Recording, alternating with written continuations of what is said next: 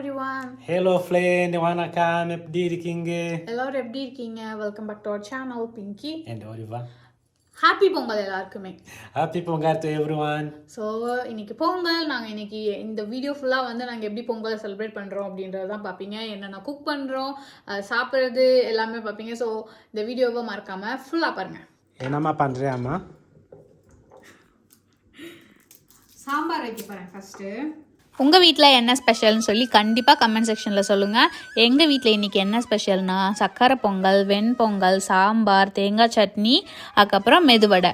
இன்றைக்கி வந்து என் ஹஸ்பண்ட்டை கேட்டேன், உங்களுக்கு எந்த மாதிரி வேணும் இன்றைக்கி, அதாவது ஒரு சாம்பார், அந்த ஒரு வெஜ் மீல்ஸ் மாதிரி நிறைய கூட்டு பொரியல் மாதிரி வேணுமா, இல்லைனா வந்து இந்த மாதிரி வேணுமான்னு கேட்டோன்னே அவங்க சொன்னாங்க வித்தியாசமாக செய்யணுன்னு தான். சரின்னு இந்த மாதிரி நான் சமைக்க ஆரம்பிச்சிட்டேன். உங்கள் வீட்டிலலாம் எவ்வளோ கரும்பு வாங்கியிருக்கீங்க, எத்தனை வாங்கியிருக்கீங்க அப்படின்னு சொல்லி சொல்லுங்கள். எனக்கெல்லாம் வந்து சின்ன வயசில் எங்கள் அப்பா ஒவ்வொரு தடவையும் வந்து பொங்கல் வரும்போது இந்த தெருவிலலாம் கட்டுக்கட்டாக கரும்பு விற்பாங்க. அங்கே போய் 1-2 கரும்பு இல்லை, அதாவது முழு கரும்பு சொல்கிறேன், அப்படியே வந்து ஒரு கட்டு கரும்பே வாங்கிட்டு வருவாங்க. அதில் வந்து 10-15 கரும்பு கிட்ட இருக்கும்.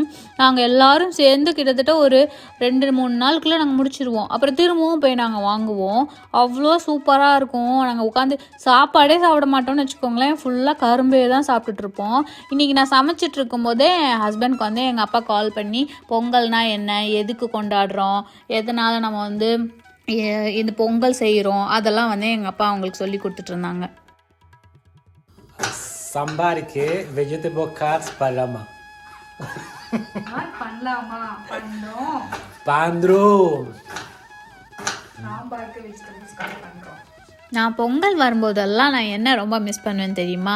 நம்ம ஊர்லலாம் பொங்கல் டைமில் அங்கங்கே வந்துட்டு இந்த ஸ்பீக்கர்லாம் கட்டி அதில் வந்து பாட்டு போடுவாங்க. அப்புறம் நிறைய போட்டிங்கெல்லாம் நடத்துவாங்க. அதில் அந்த அனௌன்ஸ் பண்ணுவாங்க, இவங்க வின் பண்ணியிருக்காங்க, இவங்க வந்து செகண்ட் ப்ரைஸ் வாங்கியிருக்காங்க, ஃபஸ்ட் ப்ரைஸ் வாங்கியிருக்காங்க அப்படின்றதெல்லாம் கேட்கும்போது அவ்வளோ ஜாலியாக இருக்கும். ஏதோ அந்த ஃபெஸ்டிவல் மோடு, அந்த வைபே சூப்பராக இருக்கும்.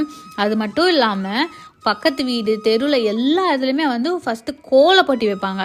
அந்த பொங்கல் காலையில் எழுந்திரிச்சு யார் அவ்வளோ சூப்பராக கோலம் போட்டிருக்காங்களோ அவங்களுக்கு வந்து ப்ரைஸ் கொடுப்பாங்க.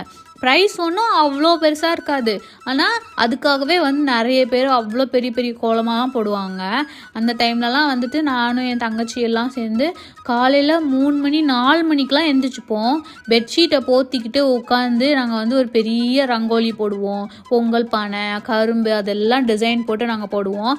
பக்கத்து வீட்டுக்கெல்லாம் ஒரு ரைடு போவோம். நாங்கள் யாரெல்லாம் வந்துட்டு அழகாக கோலம் போட்டிருக்கா அவங்க டிசைனை கொஞ்சம் காப்பி அடிக்கிறது, அந்த மாதிரிலாம் வந்து காப்பி அடிச்சுட்டு வந்து எங்கள் வீட்டுக்கு முன்னாடி வந்து அழகாக போடுவோம். எல்லாருமே வந்துட்டு அந்த பொங்கல் பானை அதெல்லாம் வச்சு டிசைன்லாம் சூப்பராக போட்டிருப்பாங்க, கலர்ஃபுல்லாக போட்டிருப்பாங்க. ஏன்னா காலையில் வந்து ஜட்ஜு வருவாங்க. யார் ஜட்ஜுனே தெரியாது, எப்போ வருவாங்கன்னு தெரியாது. ஏன்னா நாங்கள் விடிய விடிய கோலம் போட்டதில் நல்லா போய் கொரட்டை விட்டு நல்லா தூங்க ஆரம்பிச்சிருவோம். வந்து பார்த்துட்டு கண்டிப்பாக எங்களுக்கு ப்ரைஸும் வராது. அதனால் யாருக்கு கொடுத்தாங்க என்ன கொடுத்தாங்கன்னு எதுவுமே தெரியாது. அந்த அளவுக்கு வந்து நாங்கள் ஜாலியாக, ஆனால் அந்த மொமெண்ட்டை மட்டும் நாங்கள் அவ்வளோ என்ஜாய் பண்ணுவோம். கோலம்லாம் போட்டு முடிச்சுட்டு அப்பாடி சூப்பராக இருக்குல்ல அப்படின்னு அந்த கோலத்துக்கு முன்னாடியே நின்று ஒரு 2-3 ஃபோட்டோவை எடுத்துகிட்டு சரி ஓகே இப்போ போய் தூங்குவோம் அப்படின்னு சொல்லிட்டு போய் தூங்க ஆரம்பிச்சிருவோம் நாங்கள் நைட்டு.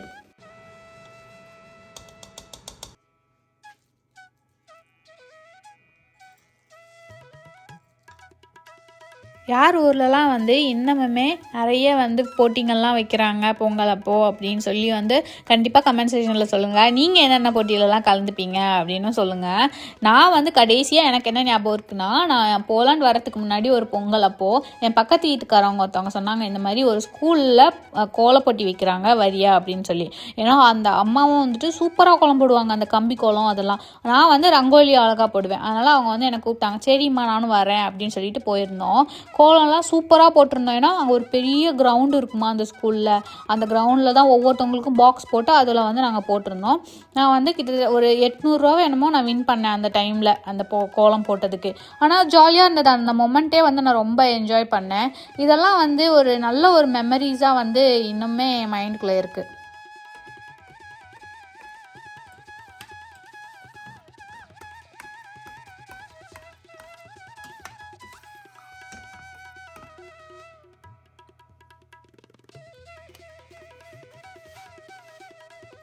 எனக்கெல்லாம் ஊரில் இருக்கும்போது சுத்தமாக சமைக்க தெரியாது. இங்கே வந்து தான் வந்து நான் கொஞ்சம் கொஞ்சமாக சமையலே கற்றுக்கிட்டேன். இப்போ பாருங்கள், நான் வந்து என் பொங்கல்னால் என்னன்னே தெரியாத என் ஹஸ்பண்டுக்கு வந்து நான் பொங்கல் வச்சு கொடுக்குறேன். அவரும் ஓகே பொங்கல்னால் இப்படி தான் இருக்குமோ, அவங்க ஊர்லலாம் வந்து பொங்கல்லாம் சாப்பிட்டது இல்லைல்ல, அதனால் நான் வச்சு கொடுக்குற டேஸ்ட்டு தான் ஓகே இப்படி தான் இருக்குமோ அப்படின்னு அவங்க வந்து ஓகே அப்படின்னு நானும் ஒரு சமையல்காரி அப்படின்னு அவங்க கன்வின்ஸ் ஆகிக்கிறாங்க. ஆனாலுமே நானும் நல்லா தான் பொங்கல் வைக்கிறேன். ஏன்னா நம்ம ஊரில் சாப்பிட்ட அந்த டேஸ்ட் மாதிரி தான் வருது. ஆனால் ஊர்லலாம் பார்த்திங்கன்னா ஒவ்வொரு பொங்கல் அப்போவும் எங்கள் அப்பா தான் வந்து காலையில் விடிய காலையில் வந்துட்டு சூரியனே வர்றதுக்கு முன்னாடி எந்திரிச்சுப்பாங்க. நல்லா ஒரு 3:30-4 மணி அந்த மாதிரி எந்திரிச்சிருவாங்க. அப்போயே வந்து தடபடலாம் வீட்டுக்குள்ளே வந்து நடமாடிக்கிட்டு இருப்பாங்க. அந்த மாயில் எடுத்து வைக்கிறது, செங்கல் எடுத்து வைக்கிறது, விறகு, அதுக்கப்புறம் பால், தேவையான பொருட்கள்லாம் இருக்கும்ல பொங்கலுக்கு, அதெல்லாம் வந்து எடுத்து வைக்க ஆரம்பிச்சிருவாங்க எங்கள் அப்பா. அந்த டைம்லேயே உட்காந்து அப்புறம் போய் பொங்கல் வைக்க ஆரம்பிச்சிருவாங்க. நாங்கள் உள்ளே உட்காந்து என்ன பண்ணுவோம் தெரியுமா? ஏன்னா நாங்கள் விடிய வந்து கோலம் போட்டிருப்போமா, நாங்கள் எல்லோரும் பயங்கர டயர்டாக தூங்கிட்டு இருப்போம். எங்கள் அப்பா இருந்துக்கிட்டு இங்கே பாரு, பொங்கல் அப்போ வந்து காலையில் எழுந்திரிச்சு பொங்கல் வைக்கிற வேலையை விட்டுட்டு எல்லாம் காலை ஃபுல்லாக தூங்கிட்டு இருக்குதுங்க அப்படின்வாங்க. நாங்கள் அப்புறம் பொறுமையாக எழுந்திரிச்சு மேக்கப் போட்டு நல்லா அழகாக ட்ரெஸ் எல்லாம் பண்ணிக்கிட்டு, ஏன்னா ஃபோட்டோ எடுக்கணும்ல, நாங்கள் கோலம் போட்டிருக்கோம் கஷ்டப்பட்டு, அதுக்கப்புறம் பொங்கல் பானையில் வச்சு பொங்கல்லாம் வைக்கிறாங்க. அப்படி இருக்கும்போது ஃபோட்டோலாம் எடுக்கணுன்றதுக்காகவே நல்லா சிங்காரிச்சு கிளம்பிட்டு இருப்போம். எங்கள் அப்பா பிடிச்சி திட்டிகிட்டே இருப்பாங்க, சீக்கிரமாக கிளம்பி தான் வர்றது, ஏன் பொங்கல் வைக்கணும் இல்லைங்கம்மா, இதுதானம்மா முக்கியம் அப்படின்ற மாதிரி வந்து சொல்லிகிட்டு இருப்பாங்க. ஆனால் நல்லா ஜாலியாக இருக்கும். ஏன்னா அந்த கோலத்துக்கு நடுவில் வந்து செங்கல் வச்சு விறகு அந்த மண்பானையில் வந்து அந்த பொங்கல் வச்சு குலவை போட்டு அப்புறம் அந்த பொங்கல் வடிஞ்சு வர்றதெல்லாம் வந்து சூப்பராக இருக்கும். அது பார்க்கவே அழகாக இருக்கும். ஆனால் இப்போலாம் வந்துட்டு அவ்வளோவா நிறைய பேர் வந்து வெளியில் வச்சு, வீட்டுக்கு வெளியில் வாசலில் வச்சு பொங்கல் வச்சு நான் பார்த்ததில்ல. ஆனால் அந்த டைம்லலாம் வந்து கொஞ்சம் பேர் வைப்பாங்க. ஆனால் எனக்கு தெரில, ஏன்னா இப்போ வந்துட்டு இப்போ மேக்ஸிமம் எப்படி வைக்கிறாங்கன்னா, குக்கரில் வந்து வீட்டுக்குள்ளே வச்சுட்டு ஓகே பொங்கலுக்கு நம்ம பொங்கல் செஞ்சிட்டோம் அப்படின்ற மாதிரி சாமி கும்பிட்டுட்டு விட்டுருவாங்க. ஆனால் அந்த டைம்லாம் வந்துட்டு வெளியில் வச்சு வைக்கிறதே வந்து ஒரு அழகு தான். நம்ம வந்து வெளியில் வச்சு வைப்போம். அப்போ தான் பார்த்திங்கன்னா நம்ம வச்சு பாதி முடிக்க போவோம் பொங்கல். அப்போ தான் பக்கத்தில் இருக்கவங்க வந்து விறகு அடுப்பு அந்த இதெல்லாம் என்னது செங்கல்லாம் எடுத்துகிட்டு வந்து வைப்பாங்க. அப்போ தான் அதெல்லாம் பார்க்கும்போது நாங்கள் பாதி வச்சுட்டோம், இவங்க வந்து பாரு இப்போ தான் வந்து வைக்கிறாங்க அப்படின்ற மாதிரி இருக்கும். சில பேர்லாம் பார்த்திங்கன்னா எங்களுக்கு முன்னாடியே பொங்கலே முடிச்சிருப்பாங்க. அந்தளவுக்கு வந்து ஃபாஸ்ட்டாக பண்ணுவாங்க. அதே வந்து ஜாலியாக இருக்கும். அந்த தெருவே வந்து வெளியில் பொங்கல் வச்சு இது பண்ணுறது அதெல்லாம் பார்க்குறதுக்கு. ஆனால் இப்போலாம் வந்து அந்த மாதிரி யாரும் பண்ணுறதில்ல அப்படின்னு நினைக்கிறேன். அப்படி சப்போஸ் உங்கள் ஊரில் யாரும் வந்து இப்போவுமே வந்து வாசலுக்கு வெளியில் வச்சு நீங்கள் வைக்கிறீங்க அப்படின்னாலும் எனக்கு வந்து சொல்லுங்கள். அந்த எக்ஸ்பீரியன்ஸுமே எனக்கு ஷேர் பண்ணுங்கள்.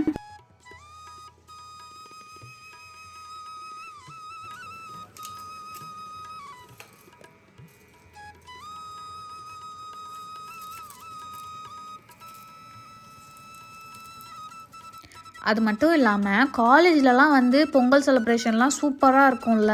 அதை தான் இப்போ எனக்கு வந்து யோசனையாக இருந்தது. ஏன்னா காலேஜ்லலாம் ஃப்ரெண்ட்ஸ் கூடலாம் சேர்ந்து ஓகே நம்ம இந்த saree கட்டிட்டு போகலாம், அழகாக வந்து ரெடியாகி மேக்கப் போட்டு பூவெல்லாம் வச்சுட்டு அங்கே போய் பொங்கல் வச்சு ஃப்ரெண்ட்ஸோட உட்காந்து டான்ஸ் ஆடி அந்த பொங்கல் சாப்பிட்டுட்டு அதுக்கப்புறம் அங்கே நடக்கிற காம்படிஷன்லலாம் கலந்துக்கிட்டு ப்ரைஸ் வாங்கி அதெல்லாம் வந்து சூப்பரான மெமரிஸில்.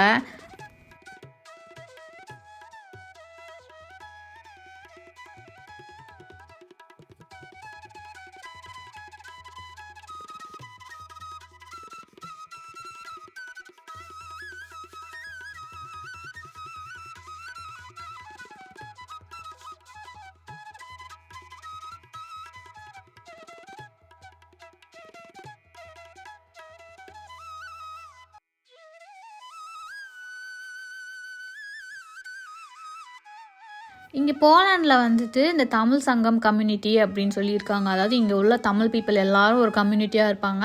ஏதாவது ஃபெஸ்டிவல் அந்த மாதிரி வந்ததுன்னா ஒன்றா சேர்ந்து செலிப்ரேட் பண்ணுவாங்க. அவங்கெல்லாம் வந்து இந்த பொங்கல்லாம் செலிப்ரேட் பண்ணுவாங்க. நான் இங்கே வந்த புதுசில் வந்துட்டு ஒரு தடவை நான் பொங்கல் அவங்க இதில் ஜாயின் பண்ணியிருந்தேன். நல்லா இருந்தது. சக்கரை பொங்கல், இந்த மாதிரி டான்ஸு, பரதநாட்டியம், அப்புறம் மற்ற போட்டிங்கெல்லாம் வச்சு சூப்பராக பண்ணியிருந்தாங்க. ஆனால் இப்போல்லாம் வந்து நான் போகிறது கிடையாது. ஏன்னா அவங்க ஒரு வேறு சிட்டியில் இருக்காங்க, நானும் வேறு சிட்டியில் இருக்கிறதுனால அது வந்து போகிறதுக்கு சான்ஸ் இல்லை. ஆனால் எனக்கும் ஆசை தான் வீட்டுக்கு வெளியில் வந்து பொங்கல் வைக்கணும் அப்படின்லாம். இந்த ஸ்னோ பெய்கிறதுல நான் போய் பொங்கல் வச்சேன்னா எனக்கு தான் பொங்கல் வைப்பாங்க என் ஹஸ்பண்ட் உட்காந்துக்கிட்டு. அதனாலே வந்துட்டு எனக்கு ரொம்ப கஷ்டமாக இருக்கும்.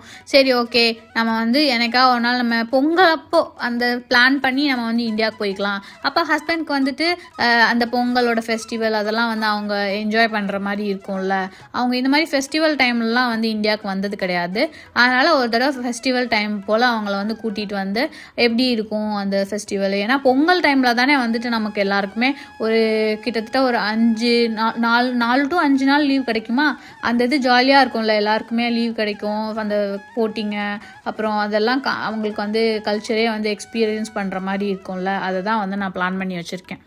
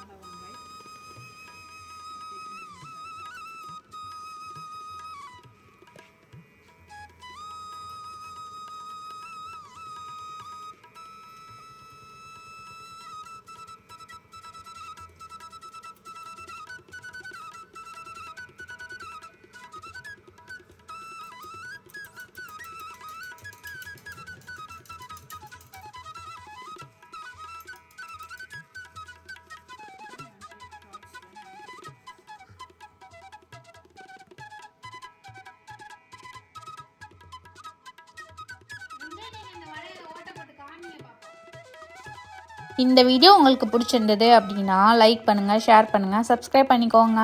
தேங்க்யூ ஃபார் வாட்சிங் அண்ட் ஹாப்பி பொங்கல் எவ்ரிஒன்.